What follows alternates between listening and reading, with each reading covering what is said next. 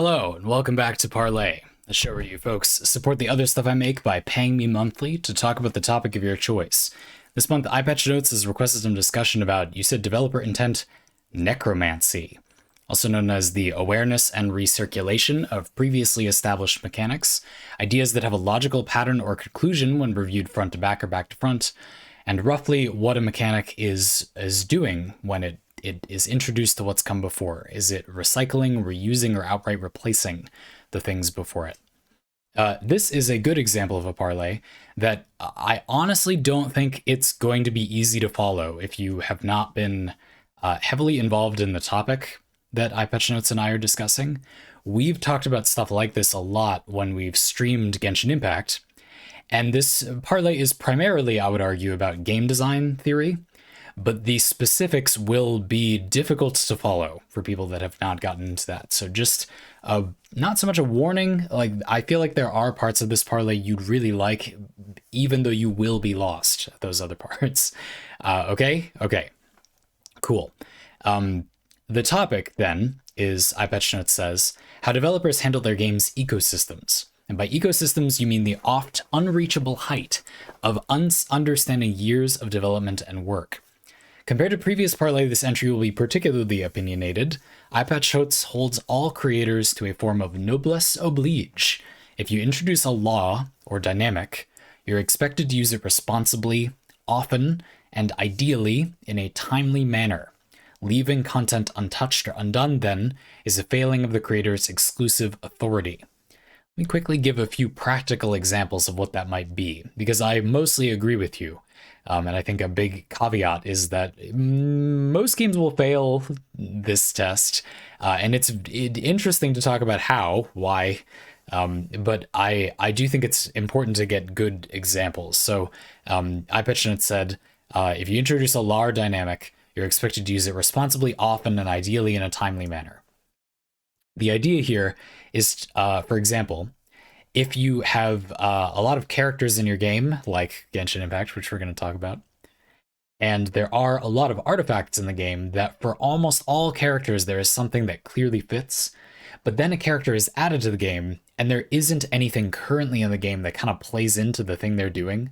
Like maybe the character is really into a certain type of melee charge attack, but there just isn't basically anything in the game that supports that type of damaging enemies.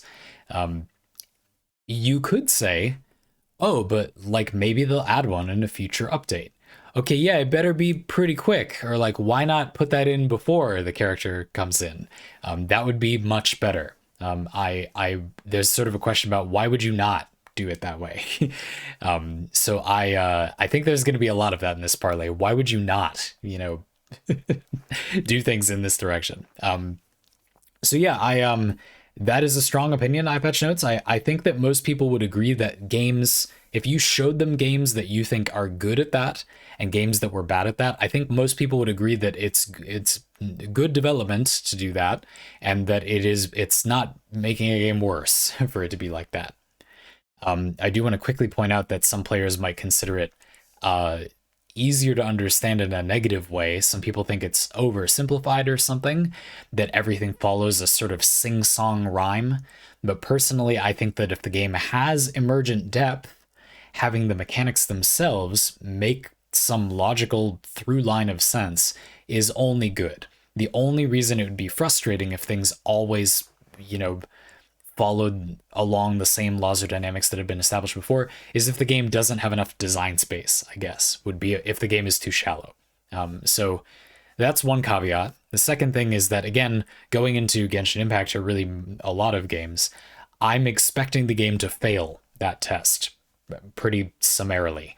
Maybe Genshin Impact will get a D on its report card for the test. I don't know about a fail. They can take further supplementary lessons, but it's not good. I'm not trying to say that that makes the game bad necessarily.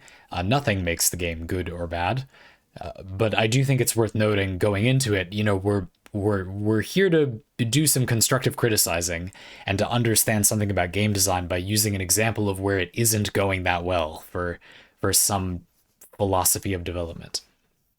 So one more time before we move on, EyePatchNotes says, you're holding all creators to a form of noblesse oblige. If you introduce a law or dynamic, you're expected to use it responsibly, often, and ideally in a timely manner. Leaving content untouched or undone is a failing of the creator's exclusive authority. Let's move on to an example. The example I claimed you might get a bit lost on, but it's a good example. To visit Tartaglia once more, this fella here on the far right, there's a logical narrative that can be told through Constellation 5 and one failing at Constellation 6. If we assume a Riptide duration of 18 seconds, Constellation 4 will proc 4 times over 16 seconds. Gaining Constellation 1 along the way can allow Tartaglia's skill to match Riptide's duration. At first coincidental, then perhaps calculated when acknowledging a 15-second burst cooldown. When viewed favorably, Tartaglia's constellation design conspires toward making sure he can skill burst and leave without ever losing Riptide on a single durable target. To pause quickly, even if you didn't understand what any of that means, the point is, there is, at least arguably, a logical through line to those ideas. It feels like things the developer set up before you maybe have those constellations unlocked are followed up on when you unlock them. Any of this real or imagined nuance, EyePatchNotes continues, is trampled by Tartaglia's skill cooldown becoming moot at Constellation 6. He basically just gets it back if he kills something. His Constellation 1 only reduces his skills cooldown, so it becomes arguably irrelevant once you get his Constellation 6. In addition to negating Constellation 1 with some playstyles, the same dynamic has been used before, Razor, and since Kazuha, on a much earlier bus. Resetting the cooldown at a certain juncture is the idea. For that matter, Razor is still one of the only characters who provides compensation when ending their committal or powerful state early. How realistic Constellation 6 is not part of this tension, as the released character is the developer's tacit statement of what they consider appropriate. I want to pause here too. I think it might be unclear what that means to some people. Yes, you may not have all the constellations, but they are all hard-coded into the game. You can get them all, and you can't get anything else. So the developers are saying this is the body of text you have to read about what the character could do, hard-coded into the game. You know, you could put them on some other team or whatever, but this is the stuff they're allowed to do. You cannot change those things. I mean, the developer could, but they're not going to, and you can't change them. That's what you have to work with. Furthermore, it's worth mentioning that some players might take the approach of just reading everything about the character before evaluating them. You would hope that most players would read some things about the character before evaluating their abilities. You would be incorrect, but it's something you'd hope people would do. You as the player have no recourse but to just read the details of the character's kit, and if you don't have them unlocked, well, you don't have their Ascension passives unlocked either. If you're not familiar with Genshin Impact, what we're getting at here is that, when you get a character, you don't have them leveled up, and you get 2 passive effects from leveling them up to various level milestones. You will get those. You don't have to get another copy of the character or whatever to get those effects. You will get them, but you don't currently have them. You are reading about effects you're going to get in the future. If you are a person who's doing that, I suppose you would then consider reading their constellation effects, even though if you only have 1 copy of them, you do not have them unlocked. You could argue, and I have in the past argued, that like most players won't get a character's Constellation 6, but it doesn't mean it isn't part of their text. I mean, it is literally coded into the game. And to use myself as a counterexample, I, without attempting to specifically, happen to actually have a character at their full Constellation 6, even though I didn't specifically target them, a 5-star character for people to play Genshin Impact. Obviously, I have some characters at Constellation 6. A 5-star character, which I have in the past said, oh, but that's unrealistic. You could view that as being irrelevant because the average player just won't get it. Yeah, but they could though. It is a thing in the game. There are players that do have it. It is hard-coded into the game. You can get it. I think this matters a lot, actually. It's a window into how players probably think somewhere in between my hardcore thing about, it doesn't exist or whatever. That's not really true. And also maybe a whale's mindset. I'll just buy it with my insane disposable income, right? You'd be expecting a lot of people to fall in between. The developers would have developed the abilities, expecting the player to think something in between those 2 things. I would argue, and I hope EyePatchNotes finds this amenable, that the developer probably didn't develop those effects assuming either of those two things primarily. There maybe, I am going to go on to suggest, some of them are there as kind of whale bait, sure. And maybe people like me who argue that it's not practical for most players are considered to be part of the equation. But I think that the primary intended audience by the developer is probably neither of those groups of people. Most players experiencing it are not in either group, right?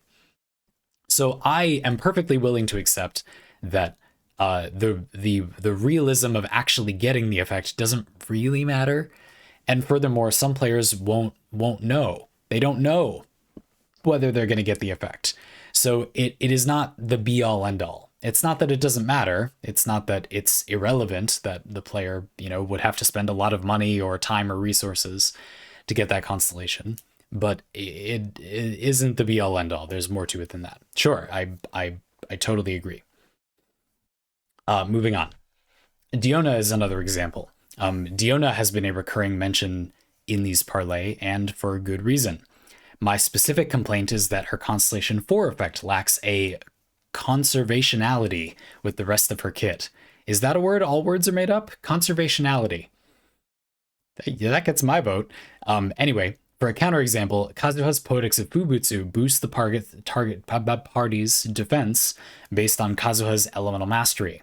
That passive makes his Constellation 2, an explicit elemental mastery buff for himself and the party, more valuable and thematic in context, because the one, then the other, a line of communication or logic exists within Kazuha's kit. Even Diona's Constellation 6 can be said to talk backward with her level 70 passive. The C6 gives you a buff while you're in her burst, her level 70 passive makes enemies do less damage in her burst, I believe. Standing within her burst is already incentivized, and more incentives come with more investment. They're not perfectly coherent. Why do you get specifically elemental mastery and less incoming damage when you're in her burst? Like, that's sort of weird or whatever. But yeah, they do kind of tie into each other. It feels coherent. It feels like someone who had the same understanding of the character developed both effects. We're going to come back to that point in a minute. So I'm going to say one more time. It feels like someone with the same understanding of the character, a developer with the same understanding of the character, made both effects. What will people do when they play Diona? Oh, well, this effect and this other effect, it heals you, reward you for being in her burst. If we're going to give her another effect that she can provide to the team, maybe it makes sense to make it an effect that you get when you're in her burst, since that's already a thing that she encourages you to do. Oh, Kazuha gives the team a damage buff based on his elemental mastery. If we want to give him another strong team support option, making it elemental mastery would also make his damage percent buff higher. Or we as developers should be aware that we're going to make that effect stronger if we give him an elemental mastery buff, right? It just kind of makes sense, right? Like, it's what you'd think you would think about when developing those characters. Anyway, but for Diona, the major rub, the one that EyePatchNotes and I keep using as an example, is that her Constellation 4 makes her charge attacks faster. But this is a character that provides healing and shields at what the developers have made a pretty low amount of damage output compared to similar characters. So why are they then telling you to go use Diona on the field? Why wouldn't you make up for the fact that the developers made her damage numbers a little low by using her buffs on another character, and yet they added an effect, just one effect, that encourages you to do something completely different from that? Diona's C4 is asking the player to give her field time instead of another character taking advantage of her shield, cryo application, elemental mastery, literally anything, etc. Comparing characters today to those at Diona's 1.1 release of Genshin Impact a couple years ago, scaling damage with stats other than an attack was rare, but Diona came out after Noelle, who scales with defense, and in tandem with Zhongli, who even in his first iteration scaled burst damage with HP. Assuming Diona's C4 was designed in good faith, scaling her pause with HP would have accomplished the goal of Diona does damage now. What EyePatchNotes is getting at here, and when you say assuming it was designed in good faith, assuming this constellation was meant to be good at all, we'll get to it in a minute, you could have made like her charge attack damage scale with HP, or her shield icy homing bullet thing that she does with her skill. You could have made those scale with HP. But it doesn't feel like the developer had not only the through line that people are being encouraged to swap off of Diona. The developer has thus far encouraged the player to get Diona's buffs and then swap to someone else, but now the developer is encouraging you to stay on the field. Not only that, the developer also hasn't been encouraging you to expect good damage from the character by building the shield strength and healing based on HP that doesn't affect her damage. But then suddenly this one constellation says, oh, but do this thing that only results in more damage. It just doesn't really make sense. It feels like the logic that leads to making those effects isn't the logic that was used to make those other effects. Maybe I'm slightly over-explaining, but I hope that if the examples confused you, you can understand that concept. I agree. I think that this is a great way to demonstrate that rub, which is that some of these the effects are designed with a different motivation in mind than other effects. It feels like, for all intents and purposes, you could imagine a different developer who designs each thing. In fact, yeah, let's do that. This probably isn't how it is done at the developer of Genshin Impact. But for the sake of discussion, let's imagine that there's a developer, Kim, and Kim designed most of these constellation effects. Kim designed Kazuha's entire kit. Kim designed all of Diona's kit except for her Constellation 4 effect. But then there's another developer, let's call them Shay, and Shay designed Diona's Constellation 4 effect. Now, is Shay an idiot for designing it differently? Well, Shay doesn't seem to have asked Kim what the motivation behind Diona's other effects is. It doesn't seem like the two developers or the two thought ideas in one developer's head were made with the same idea.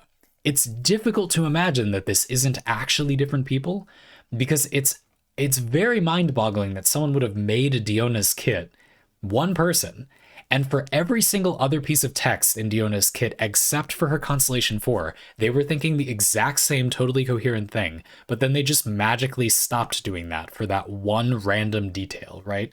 That's weird. So one understanding would be it literally was a different person, or they needed something for filler and it was passed to the interns. Always get thrown under the bus, but I don't know. Because we're now going to get into the body of the parlay, which is a little bit about why, but not too much focus on that. More just discussing when this happens, what's going on? Why is it bad? How can they maybe not do it? Are they doing it less? Why? Why?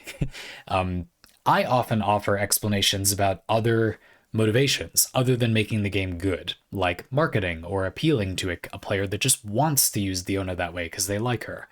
And I bring up those things not to say that it's irrelevant that they're incoherent or that it's not a problem that they're incoherent. It is a problem that they're incoherent. I'm going to go on to discuss that I think it is very objectively bad game design to do these things this way, because you're telling the player that constellations and ascension passives mean one thing, but then occasionally you just don't follow that rule. You sometimes just do something else with that. That should just be a different game system, I think. For the sake of player clarity, it would be better if that was just a different game system. Now, I believe it isn't a different game system in Genshin Impact because of money primarily. There is a way that they can make money by conflating these two systems, and that makes the game worse. It's a great example of how Genshin Impact is a worse game than it would be because of its need to make money or desire to make all of the money. However you want to put it, let's not get into that now. Let's agree that it doesn't actually have to make all the money in the world, but this is the society we live in. That doesn't make it good. That doesn't make it fine. And it also doesn't make every part of Genshin Impact bad or bereft of value, but it does make this part bad. And so I'm going to talk about that. But I basically just did talk about that. What I want to focus on a little more is why it's bad. That bit about, this isn't good because you're setting the player up to understand that these effects mean a certain cohesive thing, but then the developer occasionally just doesn't obey that rule, is how it might feel. The player is then left confused, or at the very least without anything useful right? With a similar system that allows the player to invest in a character they simply like and make them more effective, even if the game doesn't explicitly make them more effective that way. But a system that is different, even if it's similar, but it's just not the same system as the one that they've already set up to be elaborating on the character's existing mechanics. The player would be expecting this bucket over here, let's call them nebulas or whatever, that are like constellations, but the player has learned that these are usually things if you really, really like that character, if you want to make that character your main or whatever. It doesn't really make sense in Genshin Impact, but let's not worry about that. People absolutely do that, and so maybe the developer would consider making a different thing that is similar mechanically, but just isn't in the exact same place. So the player feels like, oh yeah, okay, over here I'm expecting those effects to be pretty specific to the, wanting to use the character a lot, in spite of what their kit says they're good at. I just want to use the character more, and so throw me a bone, There are systems like these, like that in games that I've played. There's something interesting in Fate Grand Order, which has a similar monetization style in some ways, where you can increase a character's level using a resource that is limited. You only get one of this resource from events, major story chapters, very few of them at a time, and you can expend them permanently. You cannot get them back in any way. There's no way to refund them, to increase a character's maximum level. So in Fate Grand Order, characters of a lower rarity have a lower max level, lower stat total.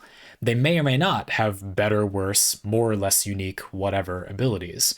So you may decide to kind of elevate a character that has maybe really good abilities, but kind of low overall stats, and just sort of make them be your own unique 5-star character, That is an interesting mechanic. There's a pretty meaningful meta in the game of lots of players choosing really different characters, and a lot of odd motivations for doing so. Like maybe you don't have a character of a high rarity or with a lot of stats or with that type of ability in a given class, or if this was in Genshin Impact, maybe an element.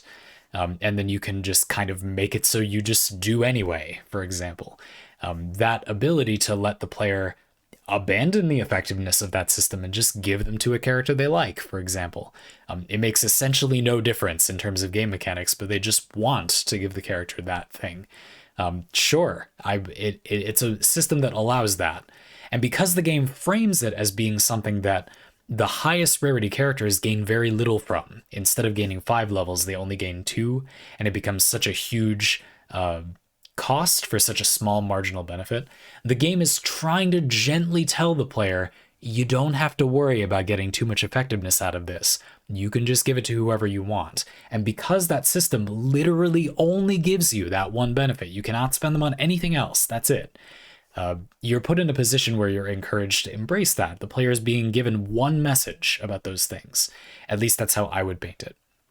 So this is a counterexample to something like Genshin Impact Constellations, where there may be, well, so far we've discussed at least 3 potential motivations. One of them is this idea that it does kind of what you would expect. It ties into the character's kit and elaborates on it. Not only is Kazuha great with a bunch of elemental mastery units, the developers say, with this constellation, he actually becomes a great elemental mastery buffer himself. That is clearly coherent with the rest of his kit.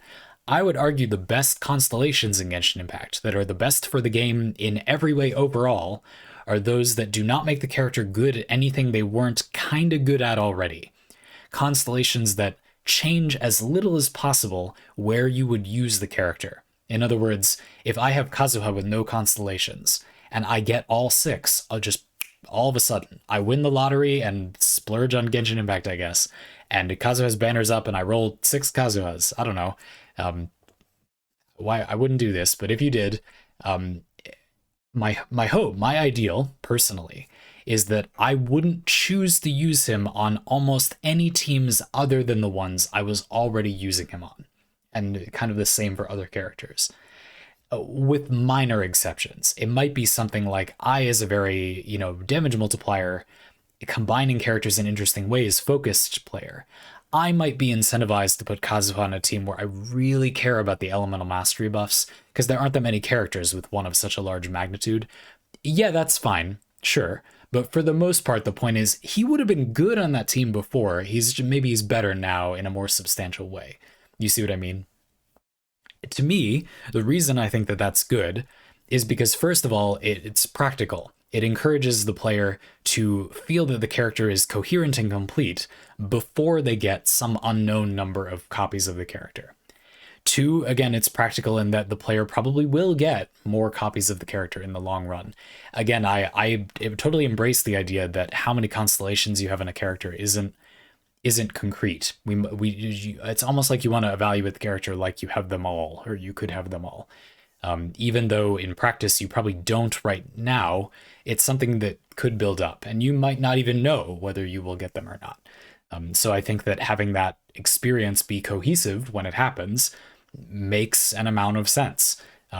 For another thing, you might enable something about a character that a future constellation removes. Tartaglia, defined by the cooldown on his water blades, eventually kind of loses it at C6, and maybe you'd built up a team that was kind of cool around enabling that, around avoiding the problem of having that cooldown.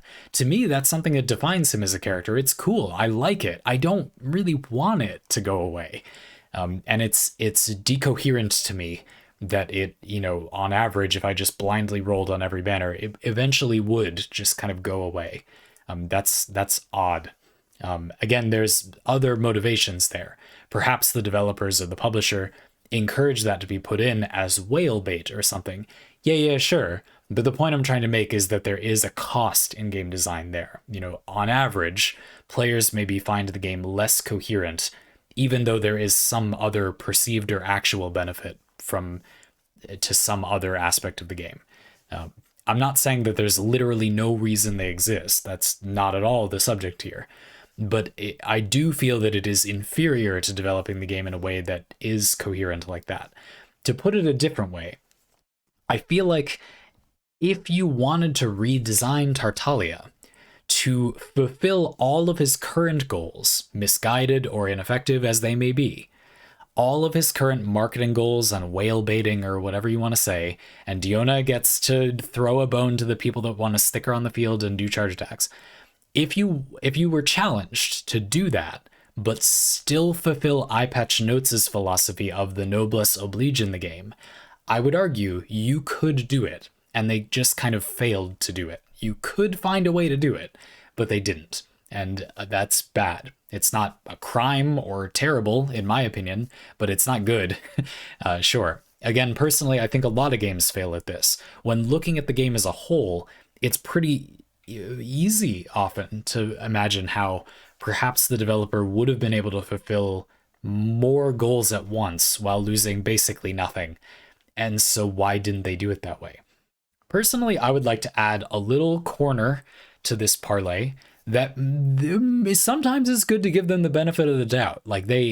It's not necessarily automatically what a lot of people act like it is. They'll immediately jump to, if there is an explanation where it made them money and was less work, that is why, period. It might very well be because they didn't think of a better solution. They just honestly did not think of a better solution. They were sad, maybe, that they didn't think of a better solution. If they had, if you'd whispered one in their ear, for all we know, they would have snapped their fingers and put it in the game. So I don't think it's entirely productive, not that EyePatchNotes is acting this way, to immediately destroy all other possibilities and say it is because they're lazy capitalist pigs. People are lazy capitalist pigs. That's a thing. We're not doing that thing where I'm trying to open the door for, it's totally acceptable. No, that's bad, sure. I'm just pointing out that there are plenty of times this happens where statistically, I'm sure you'll accept, it isn't because the developer or the publisher is being malicious, or they would be willing to not be malicious. They just literally didn't think of better game design. Now, I think it's fair to then look at that and say, well, why didn't they think of something better? It's because they're used to doing the thing that just makes money and not prioritizing having better game design. Yeah, sure, I agree. That's a good argument. Fair enough. just to say I think it's worth appreciating that I don't feel this says that much about Genshin Impact, actually. It says more about the developers, or maybe the development process. Maybe if everybody was thoroughly on the same page, which is very hard to do, by the way, if you could get everyone on the same page about, the game is better the more we do this to make the game as understandable to the player as possible, perhaps they could do it in more places. Perhaps if somebody felt like it was really important to give Diona that one charge attack utility or something, we could have thought of a way to blend it with the rest of her kit better. Again, I don't mean to be rude when I say this, but honestly, with a small community of somewhat inexperienced individuals on Twitch streams, I feel like we on Twitch, yeah, we're focused on this more than a lot of people. We're not just some random, totally unskilled people. Sure, we have some game design experience, not very much, but I often feel like it really wouldn't have been that hard to come up with something a bit better for a lot of these things. So I definitely understand people's frustration when they immediately turn to, oh, they're just being lazy. Some of the things you gotta look at and think, really? Like, somebody who's kind of played this game, like, you really couldn't think of anything better? So I get it, I do, but I don't think it's productive or real to say that that is the only reason. It's also not actionable. If it is just because of money, that sucks, and there's nothing we can do, really. There's things you can do on a macro scale. You can not play the game or whatever, or not pay it money and stuff. But they won't change it. That's what I'm trying to say. That's why, like, it is irrelevant in the sense that you can't have it. They're not going to change their mind about that. It does or doesn't make the game money. Really, it's more like the developers are not convinced that the publisher does or does not think this data represents that they made money by doing this thing. You will not probably be able to convince them that that is not that way. But if it's because they truly didn't think of a better solution, it's the opposite. They might be readily willing with very little effort to change that thing in that game. So I don't know. It's hard. I didn't get into this in this parlay, but something that I strongly considered discussing for this parlay was the topic of how some game models are kind of a philosophical dead end. This is a big topic that I think about a lot in my own attempts at game design. How if you have decided the game will be like monetized this way, for example, the game must be worse than if it wasn't monetized that way. You can't make it so the game is utterly unaffected by that monetization. For example, it could be other things, like if you've decided that the game is going to cater to this, that, or the other thing, you can't just also make it perfectly do this other thing in all likelihood. A very simple example of this would be something like, if the game has limited time events, they're limited time, they truly do not come back after they end, there's no way to make it so some people don't feel some FOMO, some fear of missing out. You can't just logically, if there is a period of time and then after that you can't get the thing, you have now opened the door that cannot be closed, that some players will feel that unpleasant, I didn't get that thing about that game. I feel there's a related discussion about maybe it's worth putting a lot of effort into not feeling that way because so many games do those things. There comes a point where, is it really worth not playing, for example, Genshin Impact, just because you would, if you didn't find a way to head it off, feel a lot of FOMO about limited time events, for example? This is a pretty random example. That's bad. It'd be great if they took them out, but they won't take them out. So there's something to be said for, there's a lot of good game design that you can't enjoy without being distracted by these negative things, but they're all the same negative thing. So if it's, do you think it's impossible not to feel FOMO? No, most people would probably agree. And so isn't it maybe worth finding some way to not feel like that so that you can then just enjoy the experience? That's broadly how I feel about a lot of things in Genshin Impact. I feel like we talked a lot of negative things about the game, and I think that they are negative. I'm not performatively agreeing that they're bad for the sake of this discussion. They are the bad parts of the game. I just truly do not experience them as being a very big deal myself, and I don't think it's impossible to just have that mindset, to adopt that mindset. I don't think it is. I'm not trying to put it lightly when I say just don't be bothered by those things. I'm not saying it that way because that isn't really what I mean. You can't do that. But it's not impossible to become a person who doesn't experience most of the negative effect of those things. At the same time, the reason I'm bringing up this tangent in this parlay, instead of in, it's probably going to be a separate one, is because this parlay is partially about how you actually can't be completely immune to them some of the time. This is an example of how in Genshin Impact, I would argue a lot of constellation design is compromised by other motivations the developers, the publisher have, that you can't just not be bothered by per se. These effects are this instead of that because the developer had this or that other motivation. If they hadn't had those things distracting them and they instead developed things only to make them fun, then that effect would be better game design and the game would just be better, you could argue. And so I feel like that, I don't know. I wasn't really sure what to talk about for this parlay. I focused on that because I think it's the most interesting part to me. It's an interesting thing about game design that it can be quiet the way that marketing or other motivations, lack of clarity about design intentions, influence game design. I've said before that I'm really keen on the idea of writing down what a game design piece is meant to do, maybe literally in the game. So for example, for Kazuha's elemental mastery buff, you might simply point out to the player that there'd be a little note that the player could toggle on in the options menu or hit a key to open up or whatever on the just on the side that lets the developer say a few words about what that thing is doing or could do. Something like, remember that giving Kazuha an elemental mastery buff also increases the benefit of his Poetics of Fubutsu talent, you know? Like, that might seem obvious. But I believe a really quiet benefit of doing that would be that developers developing a game would be required to like have a reason why they put something in the game. I'll be honest, my conspiracy theory, it's not much of one, for things like this in game design is that there is somebody who's developing the game that doesn't like actually provide a good reason why they want to do things, but you can't just reject someone's ideas every single time because like social contract or whatever. And so their things get in the game, but they're not being forced to have a reason for that thing.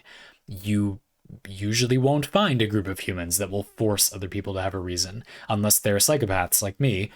And so maybe putting a mechanic in the game where part of writing the ability in is you need to give the player an explanation kind of forces the people who don't normally have a good reason for what they're doing to have one, which makes it more visible that it isn't a good idea to put that in the game. Do you see what I mean?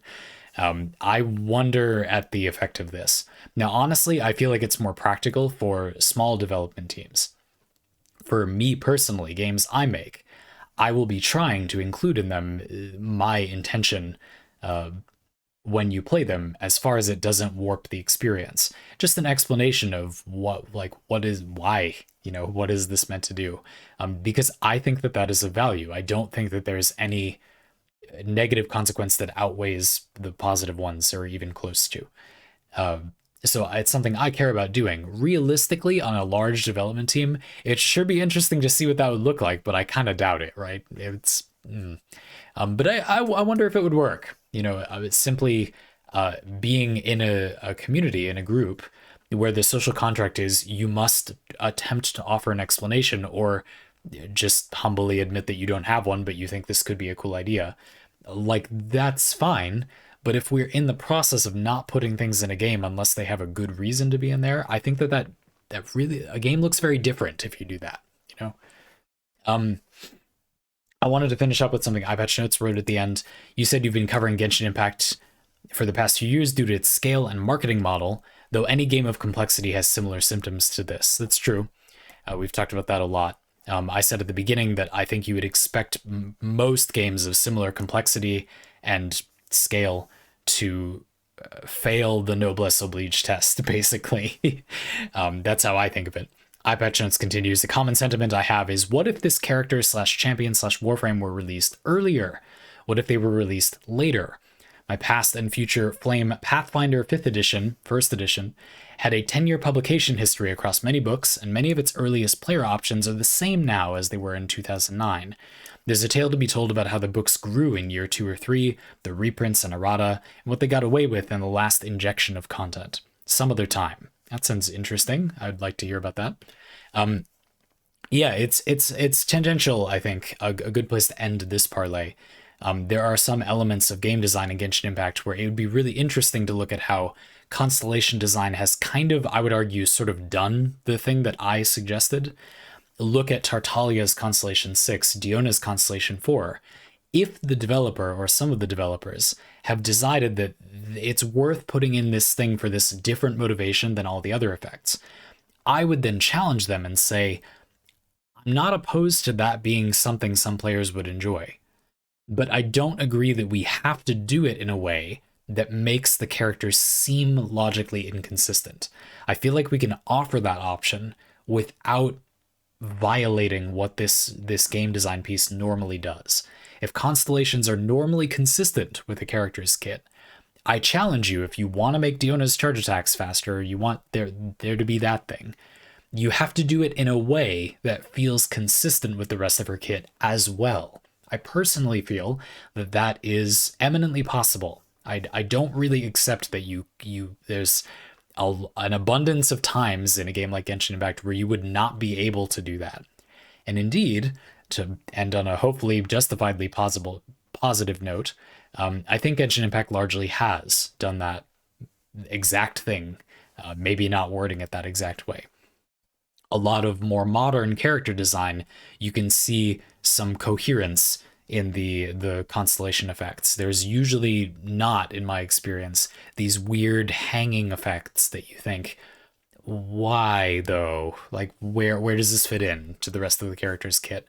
These weird effects like Diona's Constellation 4, where to make sense of it, you need to start imagining that some other developer, literal or theoretical, came in and designed something with a completely different mindset, a completely different logical process. I have found, looking at newer characters' constellations, that my experience is that happens less and less. That it's not a lot of that to be accounted for.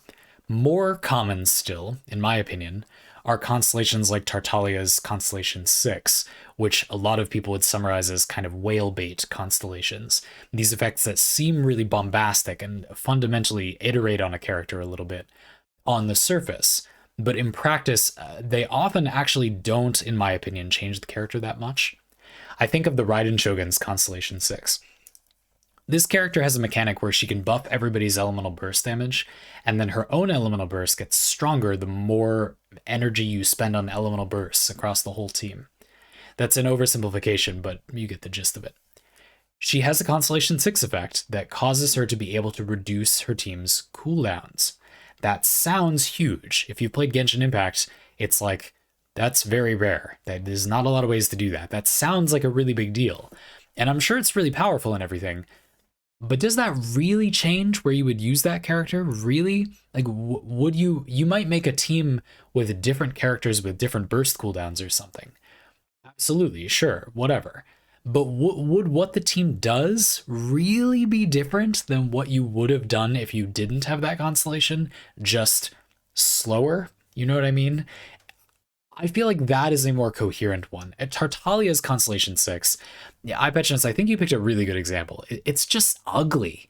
I agree. From a game design perspective, it's just, he has another constellation that it basically completely invalidates. It kind of removes like a unique rhythm to the character where you need to swap in another attacker if you want to keep the damage going. It's just ugly game design. And I think it is significant that Diona and Tartalia are two of the game's earliest character releases, because that game design is bad. It's not atrocious, but it is inferior to how it could be. And I would argue that most of the game since has been, if not good, superior to that game design, which I think is fascinating. It would be cool to do like a part 2 of this where we talk about only modern characters, because you could still nitpick, and I wouldn't begrudge nitpicking this, and look at modern characters and say, so this character does have this thing that's a little incoherent. It's not as nearly as bad as the Tartalia thing, but it's, yeah, you know. But these other characters are comparatively pristine, you know. I'd be into that. an example, just to bait EyePatchNotes a little bit, if you decide you do want to do this, an example I would give would be Candace. Candace kind of currently does the thing that I would argue is fundamentally not good in Genshin Impact. And the players just left to wonder if maybe that will someday become good. But according to EyePatchNotes' Noblesse Oblige thing, well, if it's a thing the character does that is meant to be powerful, they should follow up on it very quick, or, you know, it should already be good when the character comes out. Why did you make a character good at a thing that you didn't make there be a reason to do in the game? You know, that's just weird. That feels like designing a character not for the game they're in. So yeah, I'm interested in that. I really think this is a big parlay, so I hope I did a good job getting the most out of it.